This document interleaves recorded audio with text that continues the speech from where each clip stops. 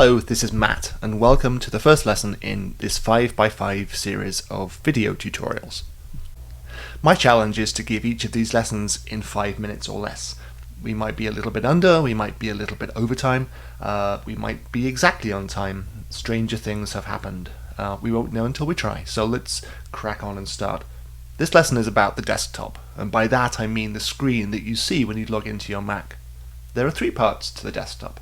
There's this large part in the center, and this is where you have usually your picture of dogs, or in my case a lovely flower, and these things up here which are little icons representing files and folders. Files are objects like documents, music files, video, images, things like that, and folders are the way that you would organize those files.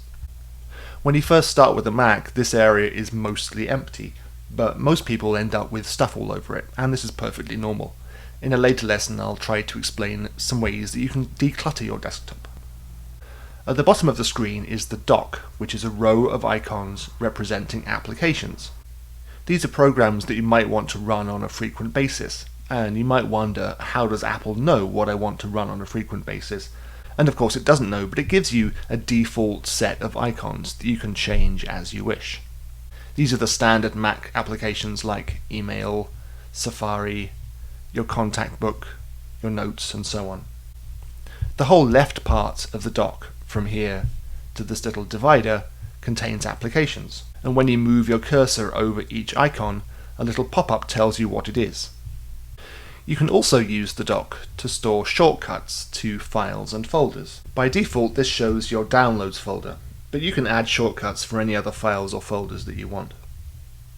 And this part of the dock also contains windows that you have minimized. For example, right now I'm running a video screencast program called Camtasia, and I have the window for that application minimized here. If you open an application window and then click the yellow button on the very top left of the window minimizes down to the dock, and if you click it again, it comes back up. Every dock, no matter how much you customize it, will always have the Finder on the very left. That's this little blue face here. And the trash can on the very right. In a future lesson I'll discuss more about how you can customize the dock by adding or deleting applications. The top part of the screen contains the menus. Because Safari was the last thing that I worked with, I'm still seeing the Safari menus up here at the top. If you're working in a different application, for example Notes, you'll see the Notes menu. If I click on the desktop, I'll see the menu for the Finder, because the desktop is really just a folder that you access within the Finder. That sounds kind of weird, doesn't it? So I'll explain what I mean in a future lesson. The menus contain actions that are associated with that application. So, for example, in Safari, I can create a new window, open a file, I can print something, and so on. On the right of each menu item, you'll see a keyboard shortcut that you can use to accomplish the same thing. So rather than moving the cursor all the way to the menus and clicking a menu item, you can press 2 or more keys to do the same action.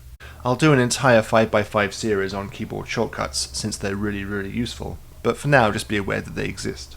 So just to reiterate one important point, the name of the application next to the apple here is the application that you're focused on. So if I want to do something in Safari, I need to see the Safari menus up here. If I click inside Safari, the menus reappear. If I click outside Safari, I get something else, in this case the Finder. Throughout this course I might say something like go to the Safari menu or click on the Word menu, and when I say that what I mean is make sure that you're focused on Safari or whatever application we're talking about, and then go up to the first menu that you see here. The Apple itself is also a menu. This is where you can, for example, shut down the computer, go to your system preferences, things like that. System preferences is actually a really useful part of the Mac, so I'll talk about that later. And finally, in the top right of the menu bar, there are these other little icons. These include things like the clock, the Wi-Fi menu, the login menu, the search bar for Spotlight, and the notification menu. Well, I hear from the chimes of Big Ben that my time is up, so that's all from me for now. Next time I'll talk about clicking things. It'll be more fun than a box of puppies. Until then, bye bye.